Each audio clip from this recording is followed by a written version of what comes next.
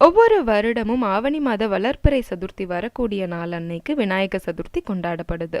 எந்த காரியம் தொடங்குறதுக்கு முன்னாடியும் விநாயகரை வழிபட்டா தடைகள் விலகும். மற்ற கடவுள்களுக்கு பூஜை செஞ்சாலுமே முதல்ல மஞ்சளால பிள்ளையாரை பிடிச்சு அவருக்கு பூஜை செஞ்ச பிறகே மற்ற தெய்வங்களை வணங்க தொடங்குவாங்க. விநாயகரோட மூக்கு பிரம்மா, முகம் விஷ்ணு, இடது பக்கம் சக்தி, வலது பாகம் சூரியன், கண்கள் சிவன் என்பதை குறிக்குது. கணபதி பூஜை கைமேல் பலன் அப்படின்ட்டு சொல்லுவாங்க. எந்த கோரிக்கைகள் நமக்கு இருந்தாலுமே நம்ம முழு மனசார கணேசனை பூஜை செஞ்சா கை மேல பலன் கிடைக்கும். தினமும் ஓம் மகா கணபதியே அப்படிங்கிற மந்திரத்தை சொல்லி வந்தா நம்மளோட வல்வினைகள் எல்லாத்தையும் தீர்ப்பாரு. நமக்கு ஏற்படக்கூடிய ஆபத்துக்கள், அச்சம், வீண் பயம் நம்ம பக்கம் வராம விநாயகர் தடுத்துடுவாரு.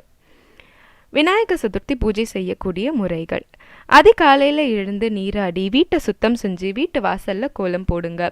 மாவிலைகளை எடுத்து வீட்டு வாசல்ல தோரணமாக கட்டிடுங்க. மண்ணினால செஞ்ச விநாயகரை அவங்க வசதிக்கு ஏற்ற மாதிரி வாங்கிக்கலாம். அந்த மண்ணினால பிடிச்ச பிள்ளையார ஒரு பலகை மனையில் வச்சுட்டு அந்த பலகை மனையோட 2 புறமும் குத்து விளக்கை ஏற்றி வையுங்க. பிள்ளையாருக்கு சந்தனம், குங்குமம் போட்டு வையுங்க.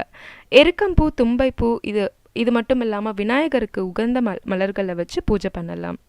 விநாயகருக்கு ரொம்பவும் பிடிச்சமானது அருகம்புல். அதுல இருந்து ஜீவ ஆத்மாக்கள் உருவம் எடுத்தது அப்படின்ட்டு சொல்லுவாங்க.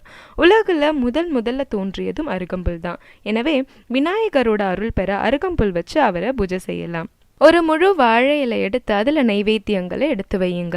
விநாயகருக்கு மோதகம் ரொம்பவும் பிடிச்சமானது. அவருக்கு விதவிதமான பழங்கள், கொழுக்கட்டை, சுண்டல், பாயாசம் செஞ்சு படைக்கலாம். இந்த மோதகம் படைக்கிறதுக்கு எதுக்காக அப்படின்ட்டு கேட்டிங்கன்னா, பக்தி கலந்த நம்மளோட வாழ்க்கை சுவையானதாக இருக்கணும் அப்படிங்கிறத குறிக்கிறதுக்கு தான்.